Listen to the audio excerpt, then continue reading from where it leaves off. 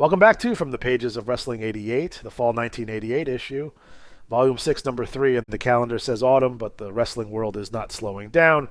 Promotions are consolidating power, television exposure is reshaping territories, and championships are shifting hands in ways that ripple across the country. This issue feels aware of that momentum. It does not drift. It presses forward. We begin with Savage, the making of a champion, and the tone is almost documentary in its construction.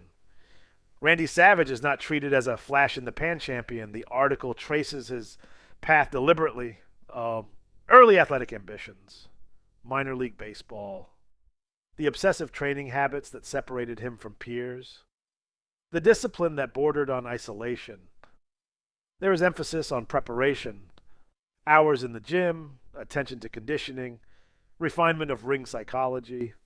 The piece underscores that Savage's rise did not happen overnight. His time in regional promotions hardened him. His alliance and later emotional split with Miss Elizabeth added narrative gravity. By the time he claimed the WWF Championship, the magazine frames it as earned rather than granted. There is also acknowledgement of the pressure of succeeding Hulk Hogan as champion. The WWF audience had grown accustomed to a singular figure. Savage's reign required a recalibration of perception. The article does not shy away from that weight. It positions Savage as intense enough to carry it. From that measured celebration, the issue pivots into friction with Crossfire. Eddie Gilbert. This is not a calm feature. It reads like confrontation. Gilbert is presented as sharp, unapologetic, and unwilling to soften his rhetoric regarding Jerry Lawler. The Memphis rivalry bleeds into every paragraph. Gilbert frames himself as tactician rather than antagonist. He defends his actions with layered reasoning, suggesting that Lawler's popularity shields him from scrutiny. The editors push him, challenging motives and tactics. Gilbert pushes back harder. The exchange feels alive. The tone captures Memphis wrestling at its most combustible, deeply personal and fiercely territorial. Then comes the centerpiece debate, head-to-head, the Road Warriors versus Demolition. 4 wrestling insiders offer analysis. The Road Warriors are described as relentless and physically overwhelming. Demolition is portrayed as calculated, cohesive, and equally brutal.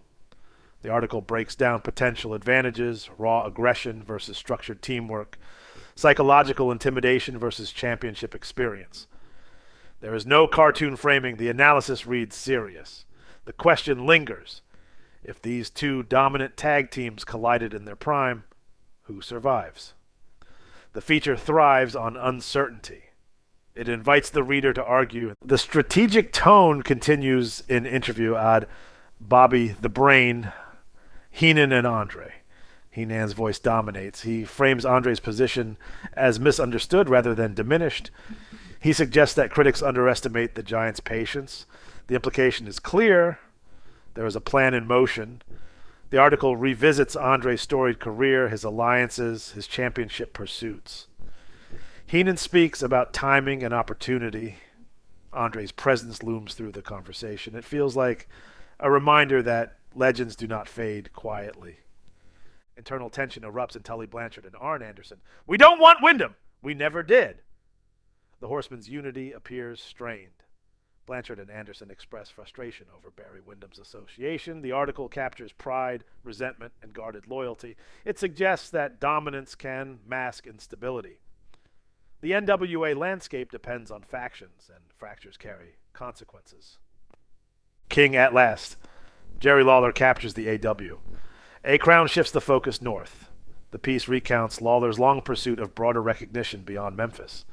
The AWA title represents validation on a different scale. The article emphasizes the significance of dethroning Curt Hennig. Lawler's victory is framed as perseverance meeting opportunity. There is mention of the historical weight attached to the AWA Championship, the belt once worn by names synonymous with prestige. That change is explored further in Hennig versus Lawler title change. The match dynamics receive attention, the momentum swings, the stakes feel tangible. Hennig's reign closes, Lawler's begins. The article suggests that the AWA stands at a crossroads, and this transition could define its direction.